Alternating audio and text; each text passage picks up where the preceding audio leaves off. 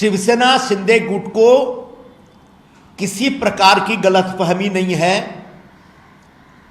हम सभी लोग इस बात के लिए निश्चिंत हैं कि महायुति में बहुत ठोस तरीके से भारतीय जनता पार्टी के साथ हमारा गठबंधन और हम सरकार चला रहे हैं पूरी ताकत से।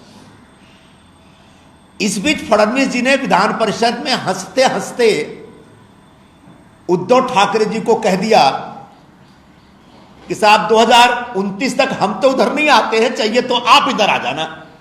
पता चला दूसरे दिन उनके कार्यालय में पहुंच गए और तीसरे दिन मैंने देखा भीड़ में पीछे से पीठ पे थपकी मार मार के बोल रहे देवेंद्र जी मुझे बात करनी है। ये ऐसा दिखता है कि उबाठा वाले खुद कंफ्यूजन में हैं, क्योंकि उनको समझ में आ रहा है कि उबाठा के नगर सेवक छोड़ के जा रहे हैं, पार्टी के पदाधिकारी रोज छोड़ के जा रहे हैं, जिले जिले में संगठन खत्म हो गया है। अब बाला साहब जी के नाम पे आखिर ये पार्टी कब तक खींचेंगे?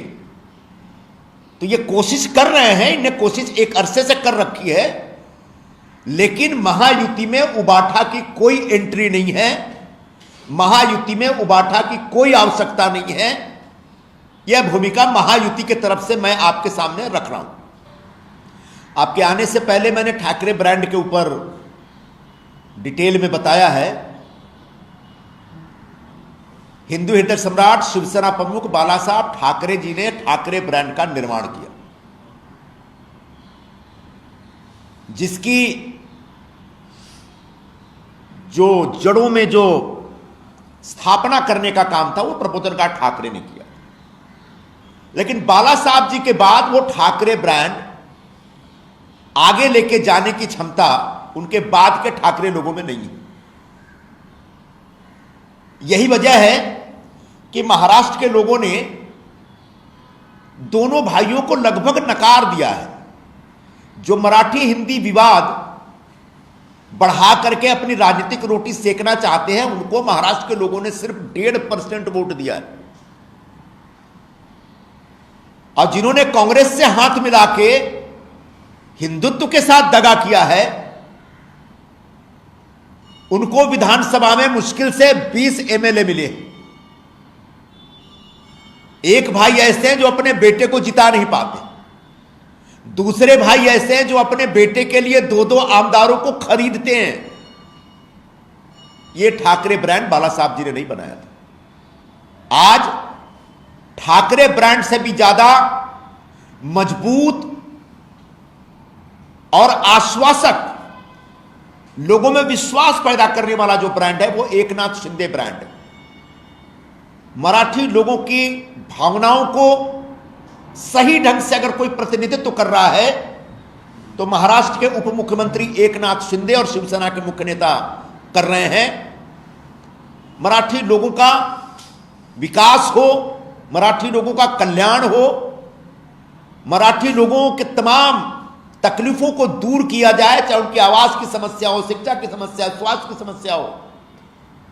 इस पे दिन रात जितनी मेहनत शिंदे जी कर रहे हैं, उसको लेकर के महाराष्ट्र के लोगों में उनके प्रति एक जबरदस्त विश्वास पैदा हुआ और उसका नतीजा यह है कि विधानसभा चुनाव में हमारी शिवसेना को एक जबरदस्त कामयाबी मिलती है।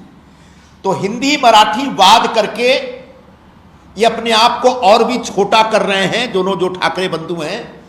बाला साहब कभी हिंदी विरोधी नहीं थे, वो हिंदुत्व में विश्वास करते थे, राष्ट्रीय भावना में विश्वास करते थे। और एक बार फिर मैं बोलता हूं कि हिंदी भले राष्ट्रभाषा नहीं है, लेकिन हिंदी एक राष्ट्रीय भाषा है। और जैसे मैं राष्ट्रीय भाषा बोलता हूं, कुछ लोगों को गलतफहमी हो जाती है कि मैं राष्ट्रभाषा बोलता हूं। जी नहीं, राष्ट्रभाषा नहीं है, लेकिन राष्ट्रीय भाषा है, भारत सरकार की सरकारी भाषा है, देश के 10 राज्यों में बोले जाने वाली भाषा है।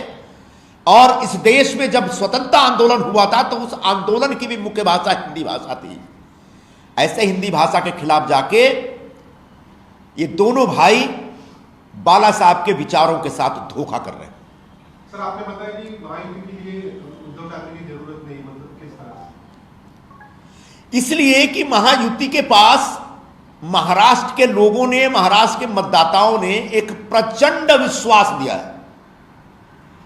बहुत बड़ी संख्या में हमको आमदार मिले, विधायक मिले, और ऐसे में सरकार चलाने के लिए जितने विधायकों की आवश्यकता है उससे भी बहुत ज्यादा हमारे पास, तब हमको किसी दूसरी पार्टी की आवश्यकता ही नहीं है। और मैं इसलिए इस बात को जोर देके कह रहा हूं कि ये कई महीनों से प्रयास कर रहे हैं। प्रधानमंत्री मोदी जी से मिलने का टाइम मांग रहे हैं, गृह मंत्री अमित शाह जी से मिलने का टाइम मांग रहे हैं, उनको टाइम नहीं मिल रहा है, क्योंकि बीजेपी ने साफ साफ कह दिया है कि हमारे पास असली शिवसेना है। आपके जैसे कांग्रेस के गोद में बैठी हुई उबाठा की आवश्यकता महायुति को या भारतीय जनता पार्टी को या एनडीए को नहीं है। सर, कांग्रेस के नेता सर मुरलीधरन ने कहा है कि शशि थरूर अब हमारे लिए नहीं रहे, क्योंकि बार बार वो पीएम की तारीफ की है। ये कांग्रेस का दुर्भाग्य है कि शशि थरूर जैसा एक ओजस्वी वक्ता, लोकप्रिय नेता और अंतर्राष्ट्रीय स्तर पर जिनकी ख्याति है, उनके महत्व को कांग्रेस नहीं समझ पा रही है। अगर शशि थरूर कांग्रेस छोड़ते हैं तो ये कांग्रेस का नुकसान होगा, शशि थरूर का नहीं।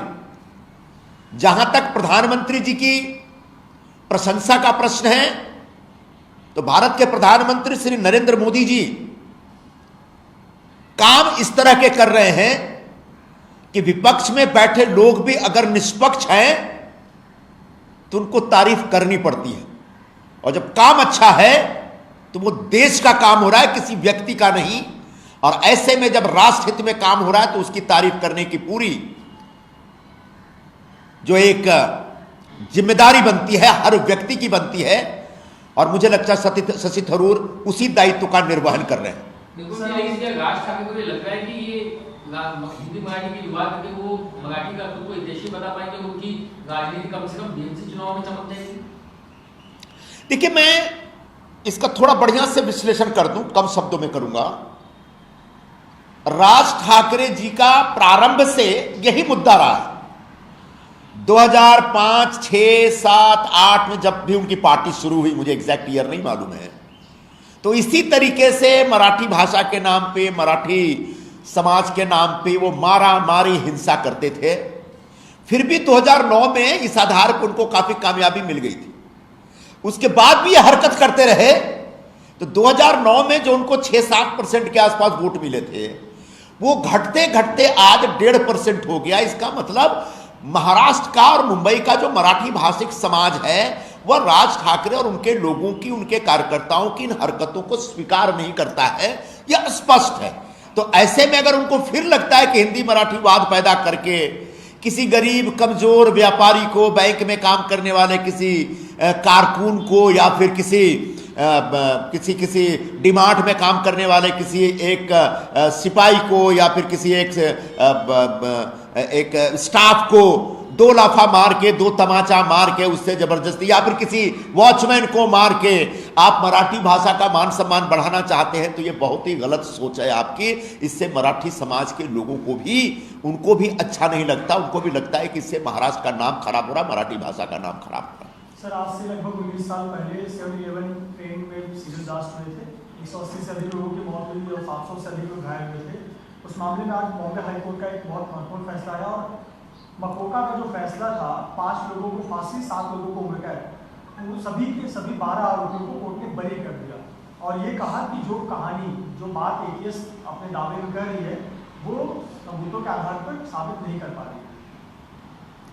ये बहुत ही दुर्भाग्यपूर्ण फैसला है, और इस फैसले को हम स्वीकार नहीं करते, क्योंकि मुंबई की लोकल ट्रेनों में जब ब्लास्ट हुआ और जिसमें 180 के आसपास मुंबईकरों की जान गई, तो निश्चित तौर पर इसके पीछे एक बहुत बड़ा षड्यंत्र था, और किसी ने बम विस्फोट का षड्यंत्र रचा था। अब हमारी जांच एजेंसियों ने जिनको भी गिरफ्तार किया, जिनके खिलाफ केस चलाया, और नीचे की अदालत ने उनको फांसी की सजा और बाकी सारी सजाएं दी, उसके बाद अगर हाईकोर्ट ये कहता है कि इनमें से कोई भी जिम्मेदार नहीं है, तो प्रश्न ये उठता है कि उन ट्रेनों में बम विस्फोट किया किसने? क्या 180 लोगों की जान का कोई जिम्मेदार नहीं है? उनकी मौत का कोई जिम्मेदार नहीं है? निश्चित तौर पर नोबडी किल्ड जेसिका लाल जैसा सीन नहीं बनना चाहिए। जांच एजेंसियों को पूरे प्रकरण की नए ढंग से जांच करनी चाहिए और जिन लोगों ने भी यह षड्यंत्र रचा था उनको नए सिरे से पकड़ना चाहिए। और इसके लिए आवश्यक हो, और एक परंपरा भी रही है कि जांच एजेंसियां और सरकार हायर कोर्ट में जाकर के अपील करेगी और 180 निर्दोष मुंबईकरों की जो जान गई है उसका बदला लेगी।